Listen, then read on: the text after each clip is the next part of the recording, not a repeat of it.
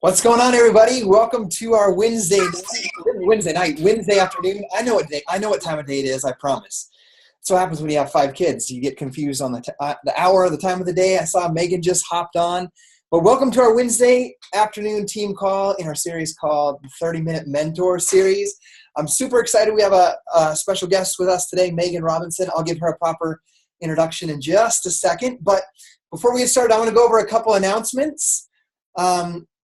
I'm getting a little more organized. It's taken 6 years, guys, but I'm getting there. So we have our team calls lined out for the next 3 weeks. I just want to let you know who they are so you can be excited about them, be excited about inviting your teams.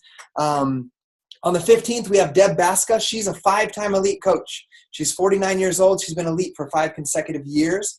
On the 22nd, we have Joy Bowen. She's a 45-year-old woman. She's multiple elite years as well. And then the 29th of March, we have Paola Ramirez, who's a part of this team, and she's an upcoming rock star. She's the one on the Success Club charts that you saw just the other day that had Success Club 55 for last month. And she's a busy mom, works full-time, and hit Success Club 55. So those are our calls for the rest of the month. Same time every week, Wednesday, noon Mountain, 2 o'clock Eastern. And then remember, on April 8th is Super Saturday. So it's important that you get to Super Saturday. If you don't know what that is yet, please ask when I post this recording up on the team page, or ask in the comment thread today while we're on the call, and someone will help answer you and direct you to knowing what it is, where to find it. You can always go to my YouTube channel, Scotty Hobbs, What is Super Saturday? You'll find a video explaining how to find it as well. So the next thing after that is Summit, which is in New Orleans in mid-July. There's a website for that. We can share that in the team page. But I had a conversation with a newer coach the other day, and they thought you had to be a certain rank to go to Summit. But that is not the case. Summit is for any coach that registers, buys your ticket, and gets there. So we have teammates, members of this team that are renting VRBO houses and whatnot. So we can help you find room and board if needed. But it's important that you get to those events. Events will completely change your business. So April 8th, Super Saturday, Summits in July. So that gives you time to get planned to get there. So with that being said, we're going to go right into this 30-Minute Mentor Series with Megan Robinson. I was listening to her the other day on what we call a Dynasty Wall Zoom chat. We were talking with the 3-star diamonds and above on our team. And she shared some things from her story. And I was like, you know what? I want to ask Megan if she would speak with our team. I believe she's a great leader, and she has a lot of value that she could teach us about setting some goals and getting it done. You don't worry. You can say what you want, Megan. But she is a combined 7-star diamond and 2 times as an elite coach. And what I want you guys to understand as an elite coach, there's only on average about 200 to 250 elite coaches in the company every year. So she has done that twice. So I want you to pay attention, take some notes, and then be ready to take into action what she shared with you guys today. So that being said, Megan, I'm going to pass the time over to you. And I will unmute you one sec. There you go. Okay. If for some reason, Scotty, if I start going like unstable, message me and let me know, and I'll switch my internet because I think my internet's a little unstable. So guys, hi, I'm Megan, and I am originally from Pittsburgh, PA, and a little bit about my story is I actually finished nursing school, and then I ended up moving down to Florida in Tampa, and I was there working as an ICU nurse for 7 years. And in that time there, I actually met who at the time was the love of my life, and we ended up and he played professional hockey, and we had a really interesting relationship because I had to travel a lot to see him. He played in Toronto, and I lived down in Florida, and I was still nursing because I was like, I am not giving up my independence. I got to keep my job. And plus, I really loved nursing. It was all about helping other people and things like that. But I wasn't thrilled about being in a building where I was just a name and not treated as or I was just a number. I wasn't treated as a name. So eventually we had gotten engaged, and but he had some issues because he had finished his hockey contract, and he had a really bad concussion in the end of the season. So he didn't get signed again. So not only was he transitioning from being a professional hockey player into like real world, But he also had this concussion and was diagnosed with post-concussion syndrome. Well, in that time, I also found out that he was addicted to painkillers because, and actually I think I kind of had some rose-colored glasses on because I know over time I found out that he was always abusing pills for quite some time. So I was like, no, I can't, I have to be with him. I can help him, because you want to be with the people you love. You're going to help them through these things.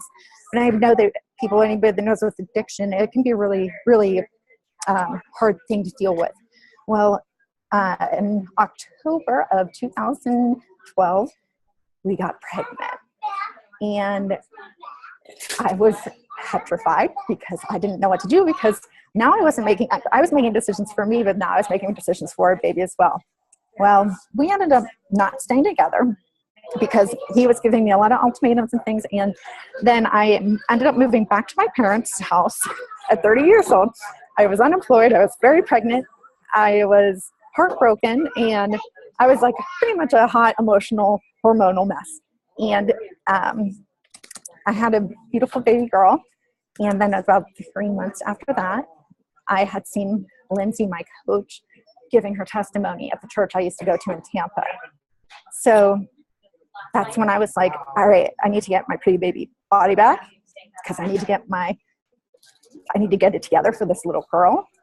And this is how I can do it. And I looked at Lindsay, and I knew Lindsay actually from our bathing suit modeling days. But we always laugh about that. But it was funny because I said, if she can do this, I can do this too. And the thought of going back to nursing school, or going back to nursing and working these crazy shifts and not being able to see my daughter every morning and night, and the thought of going back to graduate school and going into debt just became things of the past. And I said, you know what? I have to make this work. I worked on my transformation first. And then January 2014, I went into this, and I was like, I'm going to do this. Became an Emerald coach. I was a slower grow compared to what most coaches were that I started with. I started with coaches like Bonnie and Dara Laporta, and and I was kind of raised in the class with like Becca Robinson and Morgan Rieger. Like, those were the girls that I was around. And I was a slower grow. So it was really intimidating. And I just want you guys to know that no matter what, you always just have to keep on pushing. Do hard things and you will succeed. We just all are doing it at different rates, and you just have to put on your blinders. I had a lot of what I considered failure my first year. I thought I hit rock bottom at the end of my first year, which I did in my mind. But that next year I came back, and I went from a diamond coach in January, and by July of that year, I was a 6-star diamond team. So I've actually now to this point, I've been in business 3 years. We're a 2-time elite team, and I've created 13 diamonds. Not saying they all stuck, but the point is we built, but not everybody's going to stick, and that's okay. So I just wanted to share a little bit about how my story is, and that just being persistent and not giving up is so important, and to be patient, guys, because this business, if you're not patient, you'll get resistant to the business, you'll stop believing, and that's going to kill your motivation. And if you don't have motivation and momentum in this business, like, trust me, there were times where I thought about giving up. But you have to remember, like, I thought, you know what? No, guys, I have to make this work. My daughter only has me. Her dad's not in the picture. I don't have any weekends off or time off. And, that's where I always have to put that forefront. So with that said, I'm going to get into talking a little bit about goals. I'm going to cover some very basic things quickly, because I know that you guys probably know this stuff because you have an awesome upline and an awesome team you're part of. So I'm going to share screen. Wait, hold on a second. I hope there's not too much noise in the background. There's I walked in here and my coach is in here with her kids. They're like the kids in the background you can hear. I'm like, fancy seeing you here. That's right. I was like, I wonder who's on. I was like, she's probably got kids running around her. Okay. All right, guys. You should be able to see my slides now. All right. So I'm going to start out really basic, like I said, really quick. Remember with your dreams that vague dreams are going to promote vague results. And it's just a dream until you give it a deadline. And when you're talking to your coaches as leaders, let them put their dreams out on the table first, or what their goals are, and then talk to them about what you think. Goals on them is basically what I'm telling you. You want to be specific. You want to define your goals as much as possible. Dump the ambiguous language. Who's involved? What do I want to accomplish? Where is it going to be done? Why am I doing this? What requirements am I going to have of myself? You want to make it measurable. Can you track the project? How are you going to track your progress? How are you going to measure the outcome? And attainable. The how. Is it reasonable? How so? Make sure it's not out of reach, but not below performance standards. Is it relevant? How worthwhile? What needs is it going to meet? And is it consistent with the immediate, like your immediate life right now? How is it going to affect your short-term and your long-term goals? And timely, time-bound. It should include a time limit and say, I will complete this by this month, day, and year. When you are specific, it's going to make you it gives you that sense of urgency, and it's going to require you to manage your time. Now, your coach had you do a vision board. I like to do 12-week focus boards. I used to do focus boards just to get my coaches more focused in general, but I love focus boards, especially after I read the 12-week year. It just confirmed my use of them even more, because vision boards are broad and they span over a long amount of time, and I love those because they do keep the bigger picture in mind. But I'll tell you guys, focus boards, I do them with my team. I feel like they get so much clarity because they give you power with clarity. And I do them with them every 12 weeks. And what we do is we really break down the goals into that quarter and figure out like how we're going to get those actionable high leverage activities to help them reach their goals for what they need to be doing every day to really hit those goals. Every 12 weeks, I like to take a break, celebrate, reload, reevaluate, and then kind of like reflect and regroup and re-energize with the team. So we'll be doing that here shortly, because it's crazy to think we are already a quarter of the way into the year. Okay, now number 2, stretch goals. Stretch, I'm all about the push goals. These goals are going to make you a little uncomfortable, or a lot, and they're going to expand your vision of what is possible. And to reach them, we often have to do a little more, whether that's going to be building more relationships, building a bigger contact list, overcoming fears. It's going to involve growth with your business, but you will grow personally. Like, it will give you personal growth, and it's going to give you confidence that you will be like, and I promise you that once you do it, you'll be like, wow, that wasn't that bad. That wasn't nearly as bad. You can't let fear stand in the way. You have to get that courage. And then once you do it, you'll be like amazed at how proud of yourself you will be. And also, you want to put them in writing. Studies all over the place. I can tell you from Maxwell books, from Jack Canfield books, everything I read. I was like, I'm not even going to quote studies to these guys, but they say people who write down their goals and read them out loud 2 to 3 times per day. So I recommend doing it in the morning. Look at yourself in the mirror. You can feel like a weirdo. Do them with your positive affirmations. But if you read them 2 times a day, then you are most likely going to achieve them. So taking it from the big dogs, don't take it lightly. Now, you have your goals, right? Make an action plan. What kills me is when my coaches come to me with a goal and they're like, I'm going to be timing by March 17th. And I'm like, oh, well, why did you pick that date? They don't have a reason. I'm like, it's St. Patrick's Day? No. What's the reason? What are you doing it for? Like, you have to have those reasons, like we talked about for SMART goals, but also, what's your plan? You have to have the plan. These goals, just because you made it measurable doesn't mean it's going to happen. You have to make a roadmap to get there. So reverse engineer goals. If you're not sure exactly about how to reverse engineer a goal, Shailene Johnson's 30-Day Push, she does a really good job of teaching how to reverse engineer goals. But, or your coach can help you do it, especially if you have a goal with rank or leadership ladder, which I really suggest for coaches to do, to focus your goals not so much on rank, but on your income and your leadership ladder goals, because that's going to give you a build for stability and growth. And then don't worry about, don't waste time on your plan. Get a plan, and you'll see why. And I love this quote by Shad Helmstetter. It's the goal that shapes the plan. It's the plan that sets the action. It's the action that achieves the results. It's the result that brings the success. And it all begins with one step.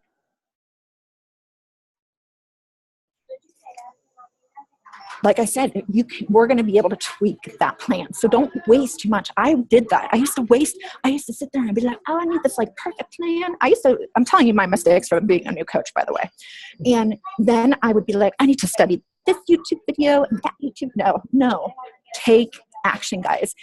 This is one of the biggest mistakes that I share with people that I've come to realize in the past 6 months about the past 6 months. I've come to realize that I wasted so much time as a new coach by trying to figure everything out before I did it. Take action. Execution is key. You can know everything about this business. You can study every webinar. You can have access to every Google Drive of every top coach, every training. But if you don't execute, it means nothing. You must take action. And if you're too busy burying your face in a notebook, taking notes and watching videos, you're not taking action, right? What you do daily is going to dictate your results. And we are in a business where, unlike corporate world, they are doing things where they have those monthly and yearly goals. So they push it off until the end of the year. And then they have the grind where they have to push for their end year goals. We don't. We have monthly goals with Success Club. So we have to be working daily and weekly. And that's a blessing if you think about it, because then we don't have to go and like bust our ass at the end of the year. And if Scotty didn't tell you, I do swear. And like I was saying, we have our trackers. And I know it's like a thorn in the side, but guys, if it can be measured and it's in your business, I don't care if we're talking power of threes, I don't care if we're talking your power hour, whatever you're doing, if it can be measured, it should be tracked. I track my applications. Who's clicking on what ad? If I'm running ads for my like page, I'm tracking who's clicking those.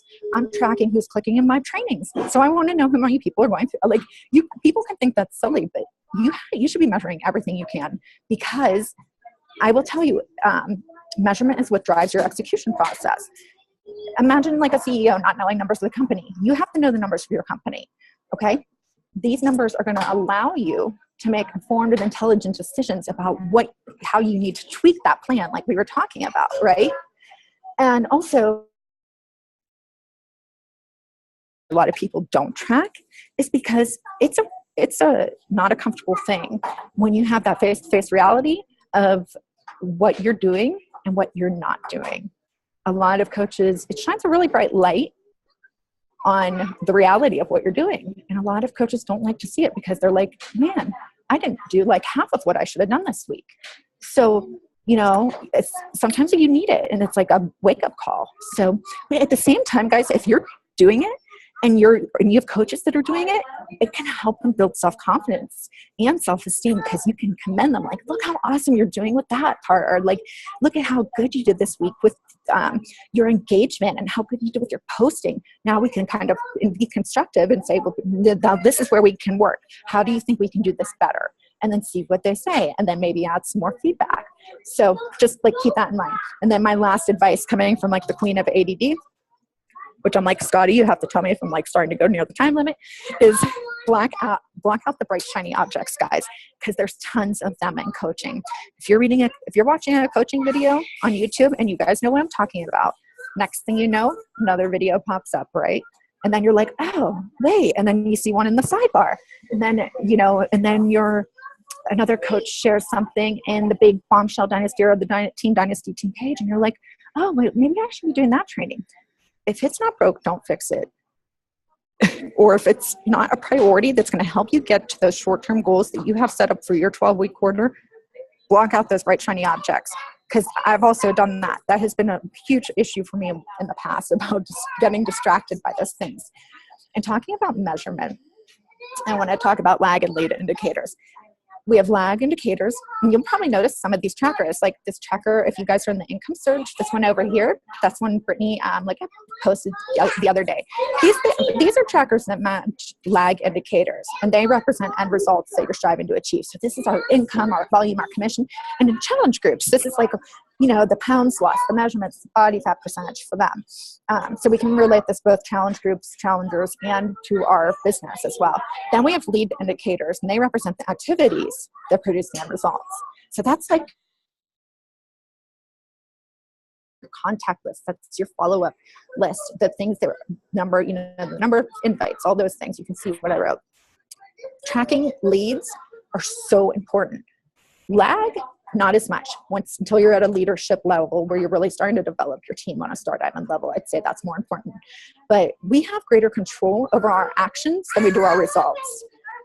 So, evaluating your actions or what can help us figure out where we need to be executing, and maybe making that 2 millimeter shift to make a change that could make a really big difference in helping us get to our goals. And that's where you can connect with your mentor and figure out, like, hey, like maybe that's just that little shift of doing something different may help you really catapult you to your next, that leverage you need to get to that next place you're trying to go.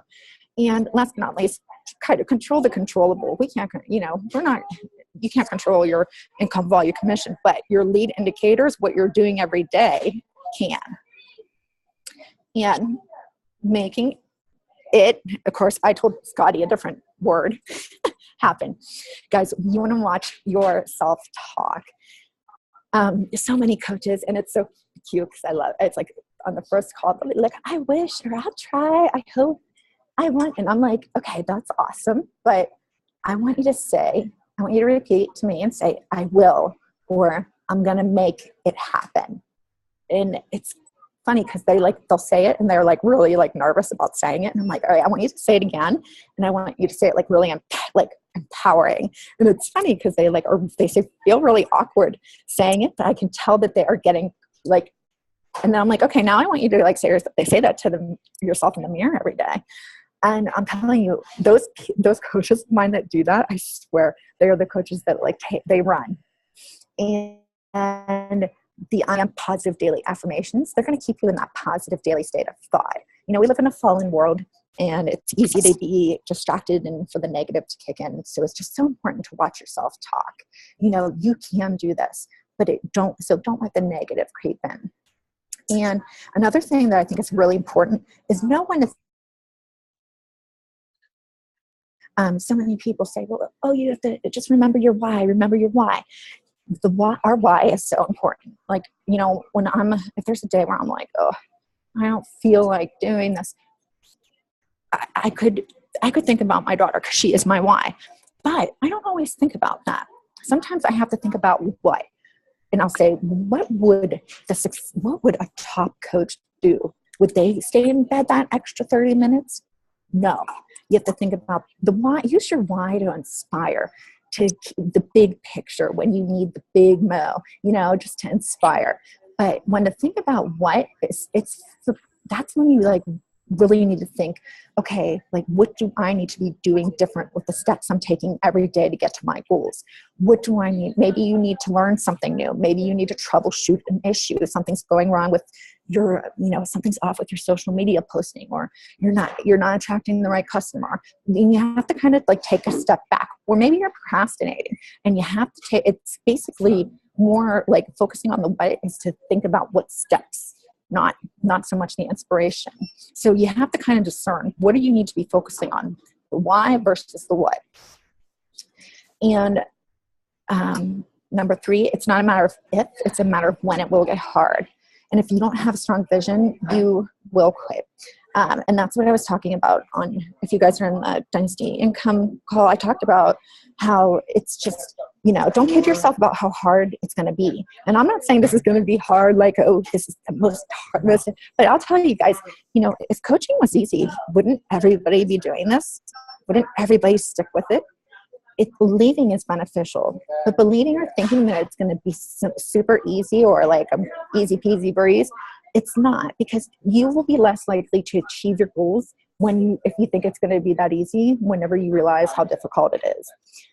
When you're getting into big goals and dreaming big, expect to work hard along the way, and just remember how much more satisfaction you're going to have when you reach those goals. And also, visualize each step in the process, and also in overcoming those obstacles and barriers. Successful people don't go into their goals thinking this is I got this. Like they do go into it thinking, I got this, but they don't go into it thinking, this is going to be like so easy. You know, they know it's going to be hard. And that's what makes them kind of go like, I don't know how to describe it, like balls to the wall. They're just like, you know what, I'm going to make this happen. And I'm not going to give up. It gives them that resiliency to say, whatever comes my way, I'm going to go against it, and I'm going to make it happen. And I say use mental contrasting, where mindset's everything. And this is like somewhat a little bit maybe against what like Beachbody coaches would say, just because everybody's always like, positive. And I actually got this from a personal development book. I forget what it's called, but if you guys want the name of it, I can get it for you. I've read so many. I've been reading so many lately because it's been helping me grow so much. I'm going to say it's called Success Achieving How to Achieve Your Goals or something.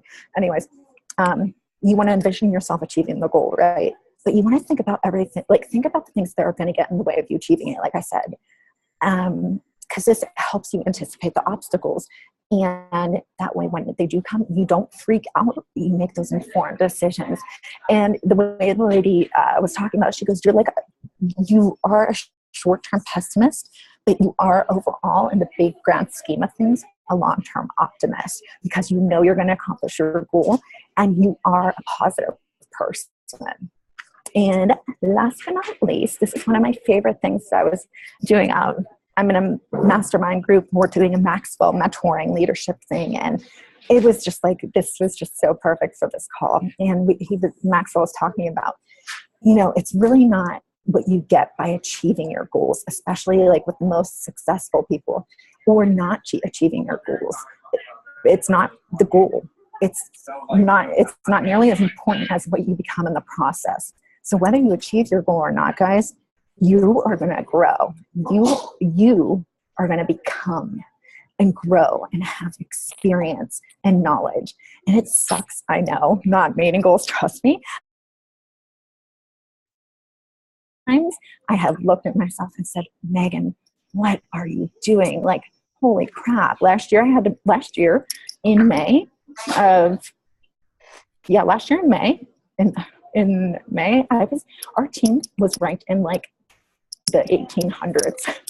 And I was like, we have to be an elite team. My team deserves to be elite. They bust their butts. But my dad had been diagnosed with terminal brain cancer. And I was a hot mess. I didn't recruit anybody. I was completely out of tune with my business. And I lost my focus. And you know what? I woke up and I said, you know what? I didn't hit Success Club in June of I didn't even put a point on the board, but I was working. It's not that I wasn't working, but I was so out of focus. I wasn't focusing on helping people. I was focusing on God. I don't know what I was focusing on. Geez Louise. But I'll tell you, that growth process of realizing that, and then through the end of the year, and the people that I attracted to my team, they were like, it was such an incredible learning experience.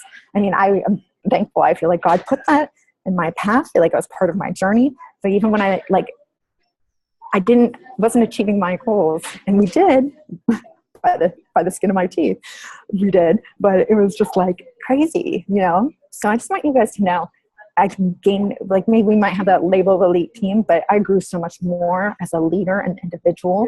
And I'm very transparent. I share a lot of my mistakes because I just want to do it to help people and just to let them know, like, this is what I did. And I just don't want you to, like, you know, heads up unless you have to experience it yourself.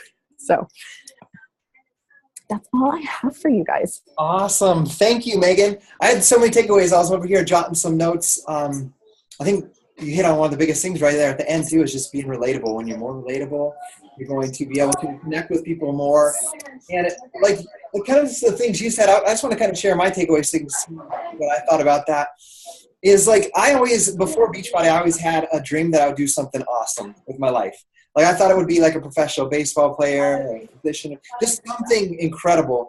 And so when I found Team Beachbody and saw what Lindsay Matway was doing, seeing what the guy coaches I looked up to, like Josh Spencer and Wayne, all those guys were doing, I was like, this is it. This is my vehicle. And then I set some goals, and that was your main topic today, was setting those goals. And I'm going to add a stat. like, I'm just going to show you a stat and relate it to Beachbody coaches, like to my team, for everybody on here. It's only 10% of people write down goals in their life, or only 10% of people have goals, and only 2% of them write them down.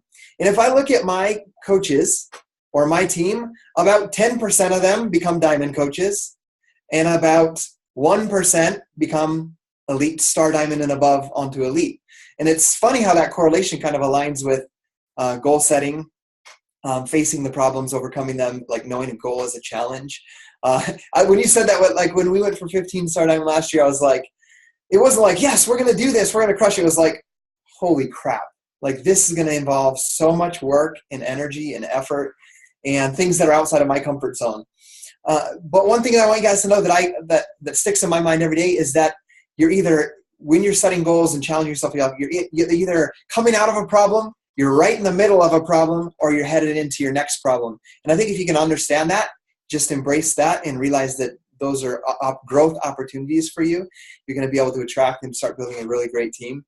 So as you're going out to build your team of challengers, your team of coaches, I want you guys to set some goals, write them down, share them in the team page, share what Megan shared, write your goals down, put them in the team page. Let us see what they are so you can align with somebody else and maybe find some accountability from somebody in the team. And then what I want you guys to understand is that you have to grow into the person to hit those goals. You have to grow into that person, like Megan said. And one thing I want this to burn into your minds: you will attract who you are. So if you're doubtful, or you don't believe in yourself, or you're second guessing yourself all the time, you're going to attract, if you attract people who are doubtful, who second guess themselves, who don't take action. If you are somebody that studies the plan, like Megan said, knows everything about Beachbody, has their head in videos and taking notes, you're going to attract, if you attract coaches, people that put their head down and study and have no action. So it's better to just take massive action and execute and learn as you go. And like heck, I'm still learning as I'm going right now. And so is Megan and all the top leaders that you guys see. So Megan, thanks for being vulnerable, sharing some of your struggles and trials, what you've been through. And I want you guys to continue believing. Let's go out there and let's crush some goals. Okay? Thank you for having me, you guys. You're welcome. Thank you, Megan. All right. Have a great day. Okay, bye guys. Bye.